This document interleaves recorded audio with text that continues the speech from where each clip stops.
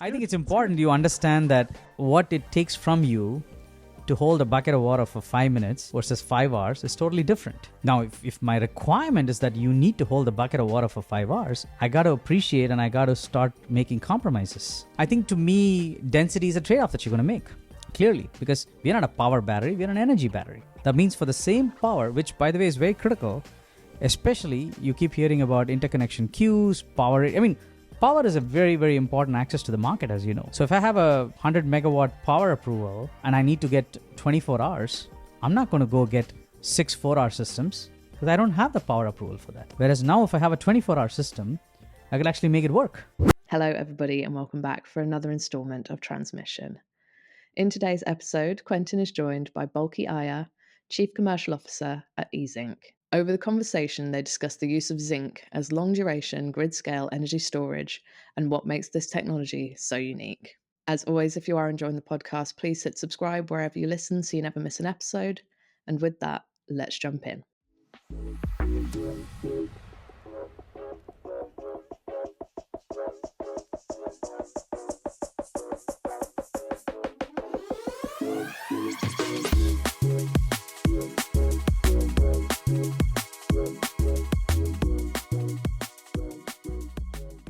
Balki, thanks for coming on the podcast. Thank you, Q. How are you doing today? Yeah, I'm good. This is day 2 of the Storage Summit in Austin. We had our party last night, so maybe didn't get quite enough sleep, but I'm feeling good. I was just going to say, the only thing that I'm not feeling good about is the after party. But thanks for pulling a good one yesterday. Yeah. I thought you guys did a great job. Appreciate it, man. Thank you. Let's get into it. Let's talk about zinc batteries. We've got a lot to talk about today. Balki, before we get started, do you just want to give like the elevator pitch of E-Zinc, and then we'll find out who you are, and then we'll find out about the company and the technology and where you guys are headed. But yeah, elevator pitch, what is it? Great.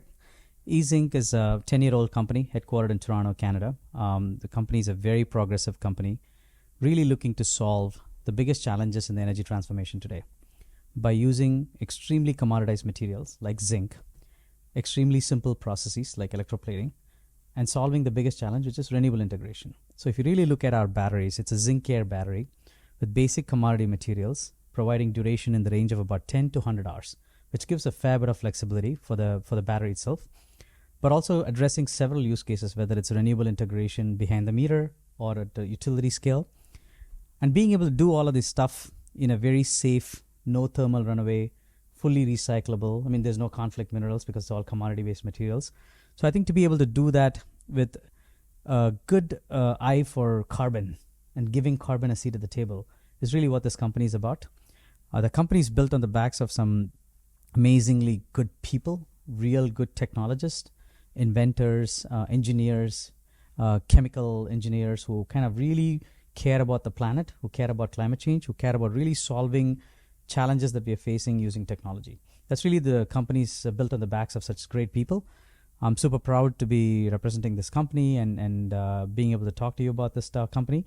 But I think the big thing I would say is that the company is going through a big transformation to really transfer ourselves from being a technology company to a commercial company.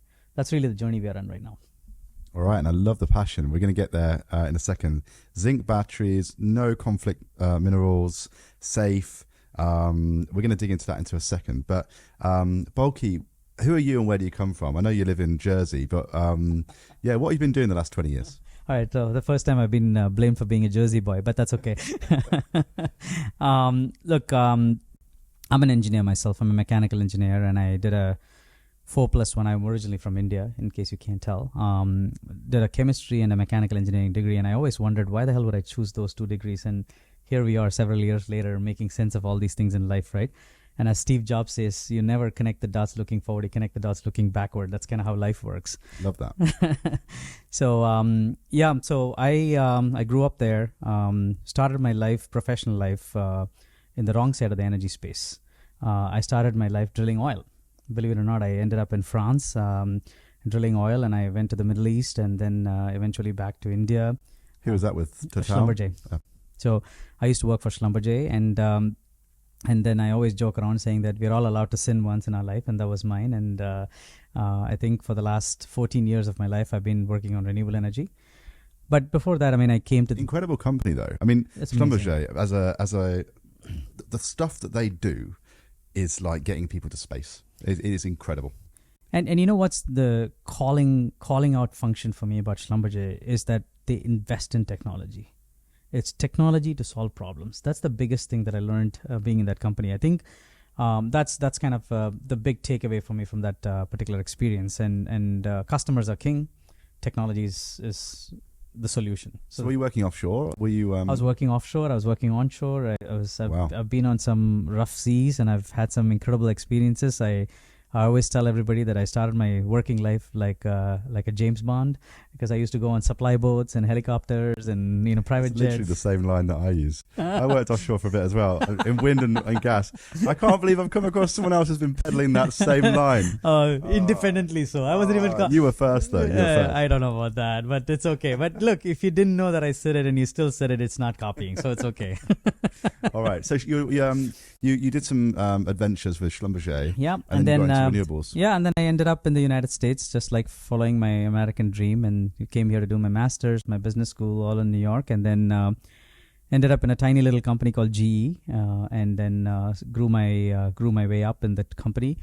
Did a lot of exciting stuff, and I'd say the last thing, there was a point in time in my GE career where I said, look, I got another 30, 40 years of working life left in me. I wanted to be about something that I can hang my hat on, and decided that it's going to be about clean energy. And this was the time, you got to remember, Q, that this was a little bit before when being in clean energy and wind and renewables and storage wasn't very sexy at all. I mean, you can go to a party and somebody asks you, what do you do for a living? You say, I work on wind turbines and solar panels. That wasn't something that they said, oh, wow. They actually said, what you didn't get a real job? So that's how life was at that time. And then it was the time where, frankly, a lot of things were going on in the world, but clean energy wasn't really our focus. But I felt like at that point in time, that's kind of my calling and my epiphany, and I chased that. And GE is an amazing company again, really helped you grow irrespective of who you are, and brought out the best in you, and that's what they wanted for the company. So they supported me through that journey and put me in the right jobs, and I spent a good deal of my time, working in clean energy. Doing business development for wind and solar and smart grid all around the world. And at that point in time, I just decided that I want to take matters in my own hands, because, you can have great technology, but what the world needs is solutions, even if it's good technology. And I felt that there was a gap there in the last mile. And I thought I could fill that gap as an entrepreneur. So I decided to become an entrepreneur and started a few companies and had a few exits. All in the renewable clean energy space, between wind and solar, IPP, and digital companies, and battery storage, and here I am. All right. And how long have you been doing E-Zinc? So I've been in the company for a little under 2 years now. Okay. But the company's been going for 10-ish, something like that. Yeah. All right. And do you live in Canada?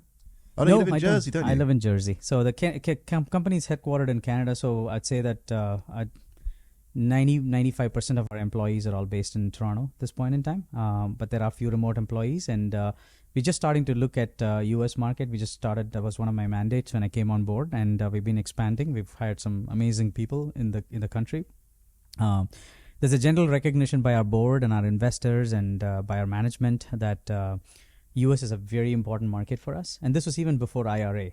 So it's just serendipitous that IRA happened afterwards. But I think there's a good recognition that US is a very critical market. It's not just a beachhead market. It's kind of the market that's going to help us sail to where we want to. And, I can't think of a better fit in terms of the technology and where it fits in the US market. So I think if you look at where the market is going, if you look at where the technology is needed, that gap, I think it's just an amazing fit.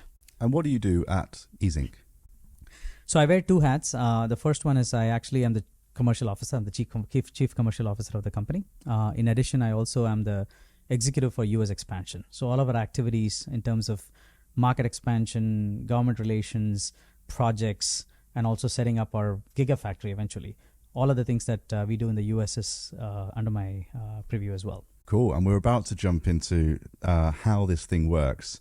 But just to take stock of the business, how many people are in the business? How many sites have you got deployed or operational or tested? What are the numbers for the business? Where are you guys at? Sure. So we are about 70 plus employees. As I said, we are 10 years old, 70 plus employees. A lot of them, engineers, PhDs. We got, close to 15 plus PhDs in the company, and extremely bright. And then we obviously have one pilot deployment that we've already completed. We are about to do two more. The one that we completed is a smaller pilot up in Canada. The ones that we are about to do is one is a megawatt hour, and then another one is going to be a 12 megawatt hour, both in California. So we're very excited about that. But I think because that's going to really start addressing the use cases that we want to look at. We are very much in the journey of maturing our product and de-risking our product, which is a very, very big step for all of us.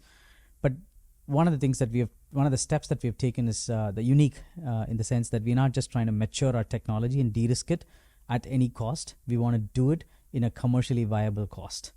And that's a tough step, because if I were to just simply sit there and say, just make a product that works, it doesn't matter what the cost is, and then we'll figure it out later.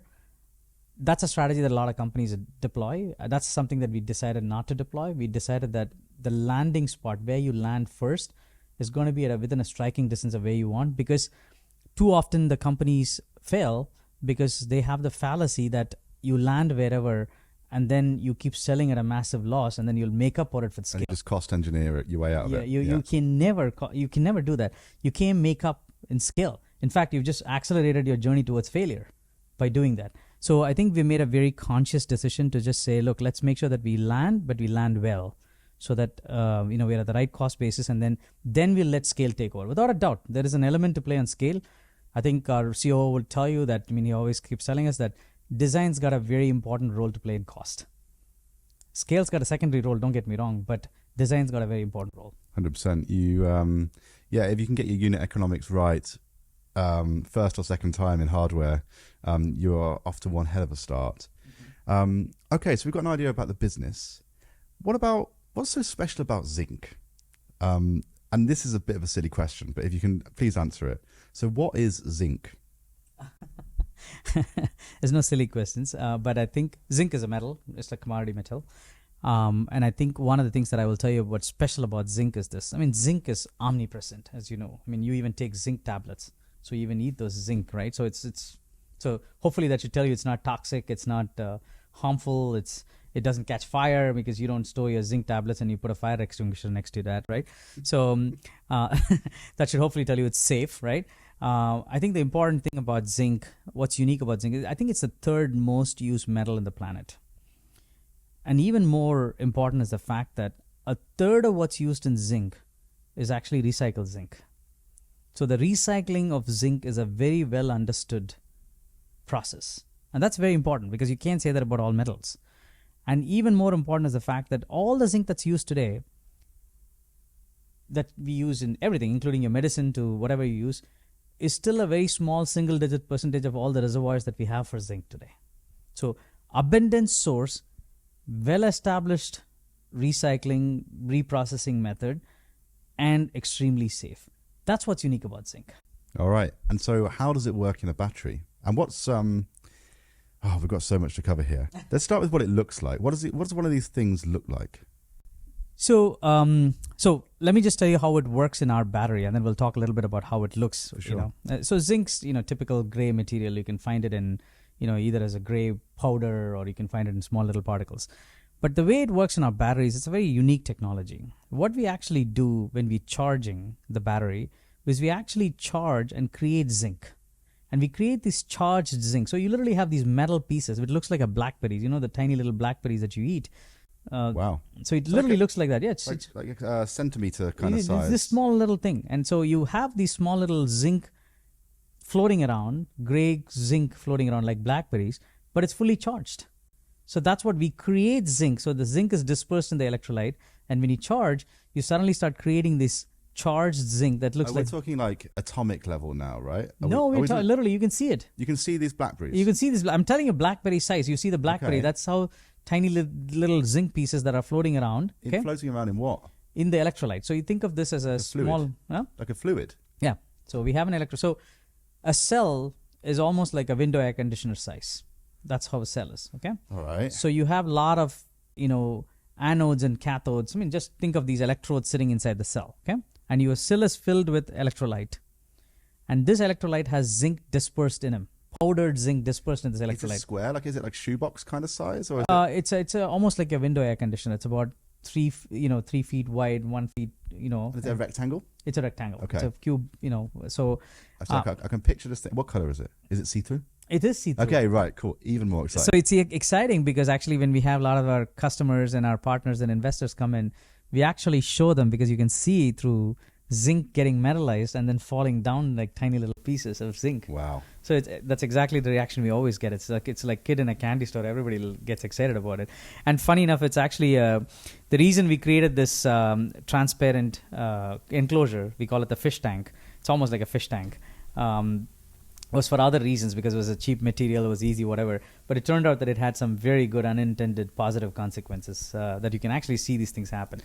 But anyway, coming back. So it's full of fluid, this electrolyte. It's full of thing. electrolyte, and then there's zinc. What color is that, out of interest? It's transparent. It's Transparent, pretty okay. transparent color. So there's zinc dispersed in it. Like, say, imagine zinc is mixed into it. Yeah. When you charge these batteries, zinc starts metallizing, and then it starts getting dropped to the bottom. Like electrolysis. Yeah. Like a gold plating. Plating. would do, Yeah, it's like or- a plating. Yeah, it's a zinc plating.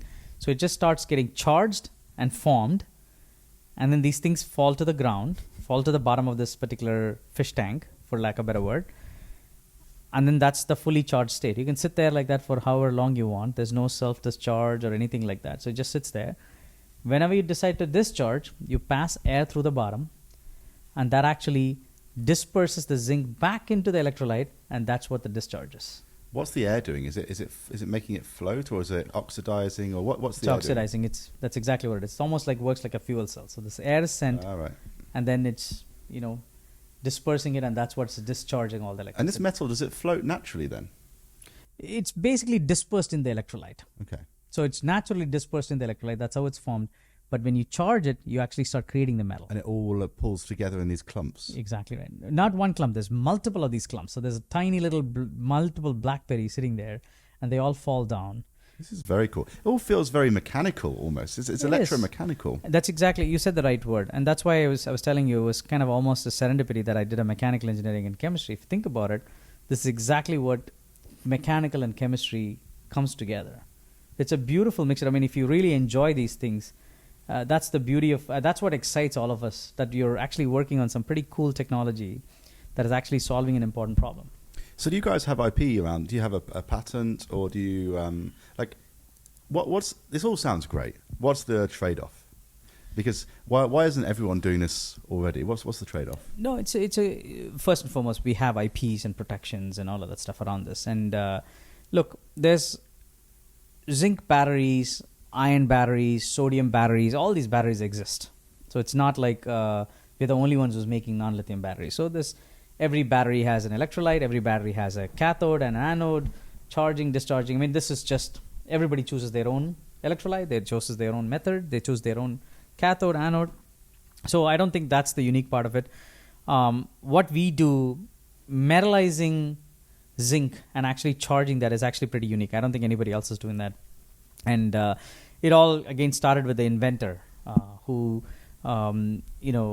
fortunately had the opportunity to not create an idea and build a business around that idea, which is what typically happens. You have a brilliant idea and you create a business around it. Instead, it actually worked a little bit other way, and that worked out very well for us as a company, is that this was actually a resource company who was looking at end uses for zinc. And they dispatched this amazingly bright individual to say, look, go figure out how else can we use zinc. And he had the whole, kind of smorgasbord of like saying, what are all the different opportunities that I can use this for? And then he looked at energy as a very important use case, and looked at the energy use case, looked at the trends of renewable coming in, the importance of having a stable grid, energy transformation, and saw the need for long duration energy storage, and figured out that actually zinc, if you did it the right way, could hold energy for a long period of time. So effectively, if you think about the way this company was created, as I said, it was not created because somebody had a brilliant idea. It was created because there's a resource that's available and there's a market need that's used for it. How do you match the two? And I sit there and say, actually, that's the best way to create a business. I've never heard of that before. So who was backing him? Was it like the International Global Zinc Council resource people? Like whose vested interest is getting zinc everywhere? Do you know what I mean? Why start with the material? Go back to the people who own the zinc mines. Oh, right. Okay. Yeah. So that's really what it is. All right. And so I want to come back to how you deploy this thing. So I understand that the battery, it's the cell. Do you call it a cell? Yeah. So you got a fish tank and you got the little BlackBerry zinc thing is floating around and doing all of that. That all sounds great. And then how much power or energy can you store in one of these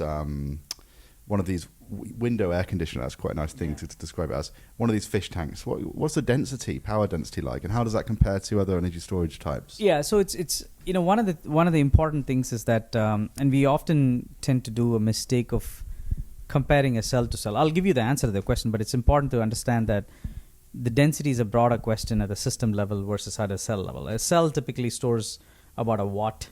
So at a 24 hours, you're looking at about a 2.4 kilowatt hours. That's really what a cell does. But of course, we are doing a lot of things to see how we can, increase that significantly. But when you look at a density, you ought to look at it from the perspective of how does a system hold? Like if you were to set up, for example, a 24-hour a megawatt system, right? That's about a 24 megawatt hour. How does it compare to the incumbent or something like that? I think typically what we say is, look, the fact of the matter is when you have to store things for much longer versus shorter, right? When I give you something and I just tell you to, I ask you to hold a bucket of water, right? And I just tell you to hold it for 5 minutes. It's a whole nother ball game versus when I ask you to hold it for 5 hours. Right? Yeah.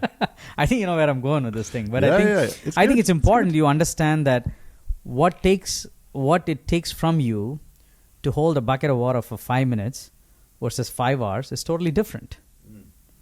Now, if my requirement is that you need to hold a bucket of water for 5 hours, I got to appreciate and I got to start making compromises, trade-offs, as you called it, right? That's the trade-offs that you need to make. So I think to me, density is a trade-off that you're going to make, clearly, because we're not a power battery, we're an energy battery. That means for the same power, which, by the way, is very critical, especially you keep hearing about interconnection queues, power. I mean, power is a very, very important access to the market, as you know. So if I have a 100 megawatt power approval and I need to get 24 hours, I'm not going to go get 6 4-hour systems because I don't have the power approval for that. Whereas now if I have a 24-hour system, I can actually make it work. Yeah, I mean, one of the things that doesn't get talked about enough is these longer duration 10, 20-hour systems. I'd say 12-hour system is probably the right number for the maths, which someone can correct me on. You can make more of a grid connection if you're running these assets more continually on, off at full power. You're doing more cycling or you can store more power. It's just something that doesn't get talked about very much, which is that we have these batteries connected to using grid connect, like 10 megawatt grid connection, and they're only using it, I don't know, 10, 15, 20% of the time for its full power. You're from a just a copper perspective, we're not using all of that copper a lot of the time. All right, so then are you guys focused on, do you have a focus? Is it behind the meter assets or is it in front of the meter? You said you can do, you're focused on the longer duration up to 100 hours. Yeah. I imagine that's fairly arbitrary, but you have to kind of position it somehow. I'm sure you could go to 110 if you needed to or whatever. Yeah. What's your target market? Where does this make the most sense? Yeah. That's a great question. Look, we've been studying the market very, very closely for quite a long period of time. I think there's a lot of market that's getting made in the multi-day segment, which is, like you said, 3 days, 4 days, and there's a definite use case for that. I mean, look at peaker plants. A lot of the peaker plants run quite a bit of time, right? They are there for multiple days. You look at a lot of the fossil fuel. If you were to replace fossil fuel with renewables, which is what we want to do as an energy transformation, your expectation sometimes that the wind could go down, sun could. I mean, if you had 3 days of rain, there goes your solar power. What are you going to do about that? And it's not uncommon to expect 3 days of rain. So I think the multi-day has a definite role to play, and I think the market's getting made. But when we look at our market, where we want to enter this space, it's going to be first in the behind-the-meter market, more on the 24-hour space. Now, if you ask a question saying, hey, is there a very ready-made 24-hour market? I think it's happening today. I'll tell you why it's happening today. Think about any RA market today. RA market today in California is already about 4 hours. You look at any sort of PSPS event, right? That's, because of forest fires, whatever. PSPS event, what's that? Public Safety Power Shutoff. That's a term that's used for specifically shutdowns, blackouts that's happening in California related to forest fires. Q, you won't even guess. Let me ask you a quiz question.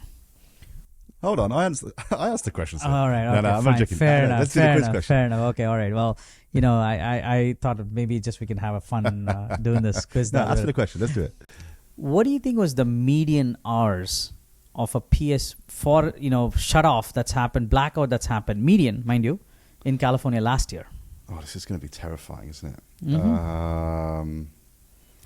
Remember, you just talked about 2-hour batteries, 4-hour batteries, and all of that stuff, right? I want to say a couple of days, so like 50 hours, and you're going to tell me it's way more than that, aren't you? No. You're good. You're good. I think you're striking in the right direction. But the last year it was 16 hours, and it's projected to get worse. So think about it this way. How do you solve that with a 4-hour battery? If a power's gone for 16 hours, how do you solve that? I'll tell you how you solve it. You fire up the diesel gensets. Yeah. Right? Unfortunately. Yeah. Is that what we're all fighting for? Not really, right? I mean, I think if you, again, go back to saying you make decisions with give carbon a seat at the table.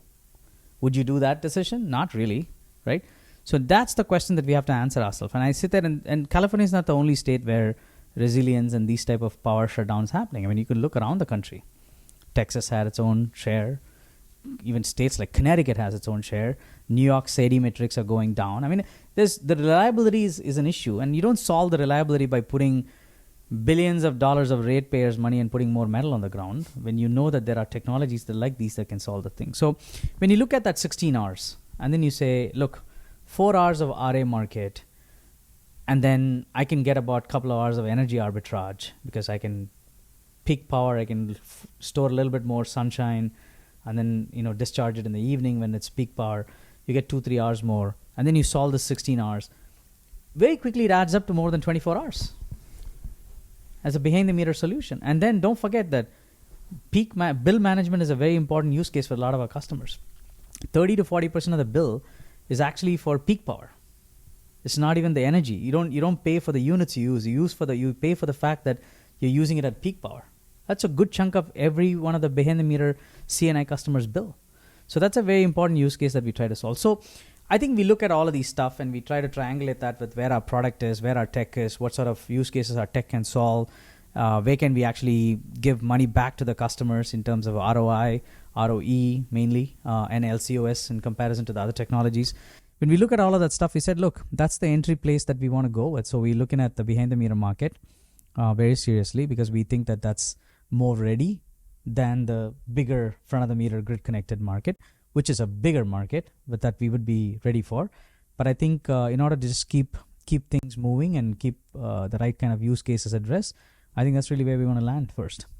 How much space do you need for one of these things? I assume that you've got the fish tanks and you add them up and you put them together. But then I imagine you need an inverter system and a transformer and whatnot. So do they come in a container? Do they come? How do these things come? Question. Yeah, that's exactly right. Look, it comes in a 20-foot container. Standard 20-foot container gives you about a megawatt hour, give or take. All right. Okay. So equivalent to lithium ion in space there. Exactly. But I think the only difference that I would say is that because we don't have thermal runaway issues, fire safety and other stuff, you don't have to have a lot of the fire safety equipment that you need to build on top of it. And the second part, which is very critical, that's why I said when you look at density, don't look at it cell level or even a container level. You got to look at it at a project level, because the type of inter-container spacing that you need to give, for example, with the lithium ion, you don't need to give with our batteries. You can actually pack them a little bit more closer as long as you're able to do the O&M and other stuff. And those things gives you a lot of optimization. You can even stack them if you want to, because there's no fire regulations around not being able to stack them. So there's a lot of good advantages that you have because these are, thermally safe batteries, basically. Cool. Very cool. Last question on the technology. Where does it sit on round trip efficiency? So we are in the 40s, something that's being worked on to see how high we can go. But I think we are still in the 40s. And so for every megawatt hour you put in, you get about 40% of that back on the export. That's right. Yeah. So, and like I said, typically, every engineering problem is an optimization problem at the end of the day, right? So I think, as I said, if something is going in and out every 15 minutes, you better not be losing too much on the round trip, right? If something's going in and out every 24 hours, it's a whole nother bargain, right? Because there's also enough time in the 24 hours where you can actually time it in such a way that you're not charging so much for the charging part of it either. And you just do it during periods of surplus renewables. Exactly. So, all right. I think I'm actually fascinated by the amount of storage technologies that are coming out that are in the sort of 40 to 60 range, or actually 30 to 60 range. It's still, in my opinion, still a damn sight more sensible than long-term hydrogen storage. That's a different story. So now on to our last two questions. Firstly, is there anything you want to plug on this podcast? So you've got all of our listeners are listening in now. Anything you'd like to talk about? Projects, announcements, anything like that? No, I think from our company perspective, there's a lot of exciting stuff that's going on. We have very good partnerships that we have built with national labs here in the U.S., universities, and also the Department of Energy. I think we've had some extremely good dialogues going on. I think there's a lot of willingness to listen. There's a lot of willingness to listen to a company that's built a fair bit of good technology outside in what's called as a friendly country, right, in Canada, and then trying to see how we can bring that and make US part of our home. I think there's been an incredible amount of support there. We've been in discussions with several states to see where we want to set up our gigafactory. We've been welcomed with quite open arms, if I can be honest, and I think that we appreciate that. I think that we'd like to continue those dialogue to see where's the right place that we want to do. We have made some quick investments in state of Arizona to start our first plant there, which makes our air cathode, which has been a great acquisition for us. And I think that's already working in pretty full steam right now. So I think that US market continues to be very, very exciting. I think IRA and BIL, these are all things that are extremely good shot in the arm. What's the second one you said there? Bipartisan infrastructure law. So I think that's also an equally important legislation that this country has had in order to be able to stimulate our industry and jobs and infrastructure in this country. So I think these two have been extremely important and extremely good. And I think as a startup company in a space that's really solving a big climate crisis problem. I mean, look, we all are doing this because there's an existential crisis. We all have to believe in that, right? I think profits and other stuff come secondary. I think to me, the purpose is first, people is second, profits are third. And I think it's important that we think about these three pieces in that order. And I think that kind of makes us feel good. And even the tough days, you get through the tough days when you think about those three priorities. And I think that's really what I would say about where we are. All right. And now for the last question. What's your contrarian view? So what do you believe that a lot of the world doesn't? Well, I'd say that I don't know if it's necessarily a contrarian view. I think that I've had a change of view on my own and my own self on this one over time as I've grown. I think there's a lot of belief among a lot of us that a single person cannot make a big difference. I think we all get very comfortable with that thought process. And it's also a little bit of we love the collective responsibility, especially when it comes to making things happen. When it comes to taking credit, we all like the individual responsibility. I think that's just the way the society is. So I've kind of grown up and thinking about that a lot too, that there's a collectiveness, the collective bargaining, and there's an element of single person cannot change the world type of a thing. And I'd say that my contrarian view right now is that actually that's not true at all. I think actually I'm starting to believe that a single person can actually change the world.